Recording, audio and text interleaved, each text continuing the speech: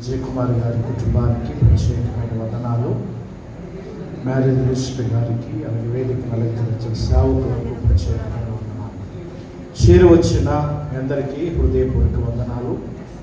దేవుని యొక్క మహాకృపను బట్టి దైవజనుల యొక్క సమక్షంలో భార్యాభర్తలుగా చేయబడినటువంటి రాజా మరియు జ్యోతి నవ దంపతులకు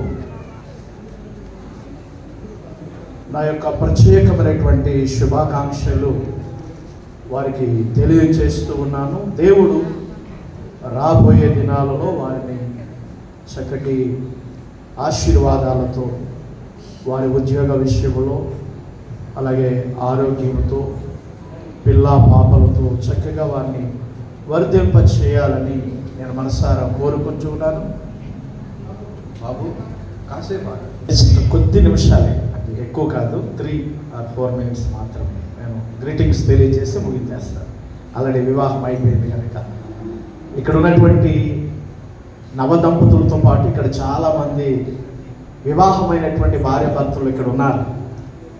వారు ప్రమాణాలు చేస్తున్నప్పుడు మీరందరూ కూడా ఒకసారి మీ వివాహాన్ని గుర్తు చేసుకున్నారేమో అని నేను అనుకుంటున్నాను. గుర్తు చేసుకున్నారా? మీరు చేసినటువంటి ప్రమాణాలు మీ భర్తలతో లేకపోతే మీ భార్యలతో, ఆ ప్రమాణాలను మనం అనుసరించి జీవిస్తూ ఉన్నామా? ఆ ప్రమాణాలు జ్ఞాపకం ఉన్నాయా, మర్చిపోయామా? ఒకవేళ మర్చిపోతే కనుక ఈరోజు రాజా, జ్యోతి వారు చేసినటువంటి ప్రమాణాలు బట్టి ఒకసారి మనం జ్ఞాపకం చేసుకున్నామని నేను అనుకుంటున్నాను. సరే, మంచిది.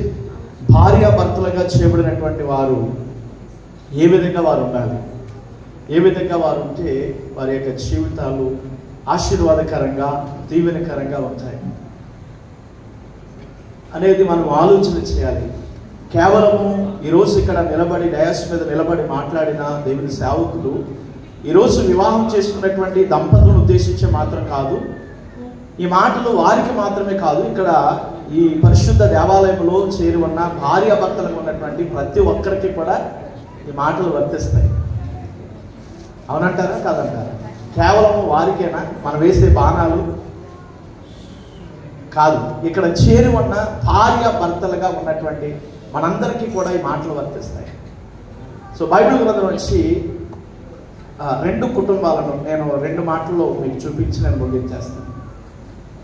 మొదటిగా లూకా సువార్త 1వ అధ్యాయము 5వ వచనాన్ని మనం చదివినట్లయితే కనుక, లూకా సువార్త 1వ అధ్యాయము 5వ వచనాన్ని మనం చదివినట్లయితే చూడండి, అక్కడ ఒక మాట వ్రాయబడి ఉంటుంది. 6వ వచనం, వీరిద్దరూ ప్రభు యొక్క సకలమైన ఆజ్ఞలు చెప్పునను, న్యాయ విధులు చెప్పునను నిరపరాధులుగా నడుచుకొనుచు దేవుడి దృష్టికి నీతిమంతులై ఉండేరి.